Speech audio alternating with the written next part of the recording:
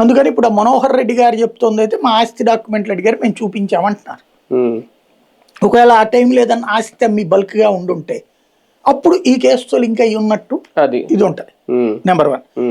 రెండవది దస్తగిరి వీళ్ళందరి దగ్గర డబ్బులు ఉండాలి, లేదంటే వాళ్ళకి ఇప్పుడు అడిషనల్ గా ఏమన్నా ఆస్తులు యాడ్ అయ్యి ఎక్కడి నుంచి వచ్చింది, అది ఇటువైపు నుంచి ఎవరన్నా ఇచ్చారా సుపారీది, ఈ లెక్క ఇప్పుడు ఈడి బ్యాంక్ అకౌంట్స్ లో గనక డబ్బులు ఉంటే తేల్తది.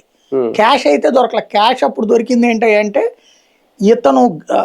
ఇతను ఎవరైతే దస్తగిరి వాళ్ళ ఫ్రెండు ఏదో ఆస్తి అమ్మి బ్యాంకులో పెట్టుకున్నాడు లాకర్లో. ఇతనేదో డబ్బులు కావాలన్నప్పుడు ఇచ్చాడు. ఇదే ఈ రంగురాళ్ల వ్యవహారాలు ఇట్లాంటివి.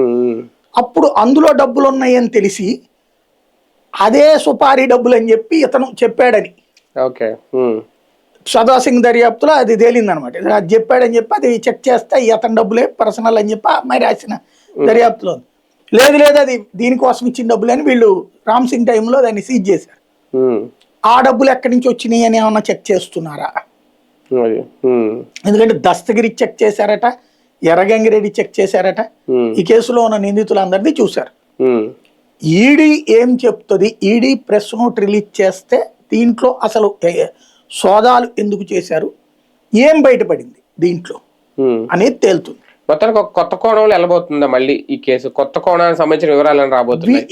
ఇందులో వీళ్ళకి కనుక ఏమైనా డాక్యుమెంట్ దొరికితే అది అవినాష్ రెడ్డి వాళ్ళు ఏదన్నా ఆ టైంలో ఆస్తి అమ్మి ఉండుంటే బల్క్ అమౌంట్, అది బ్యాంకులోంచి తీసుకున్న అమౌంట్ వీళ్ళ దగ్గర దొరికింది మ్యాచ్ అయ్యి ఉంటే ఖచ్చితంగా కేసు పెద్ద టర్న్ అయినట్టు. లేదు అంటే కనుక రొటీన్గా వాళ్ళ ప్రాపర్టీస్ చెక్ చేసామంటే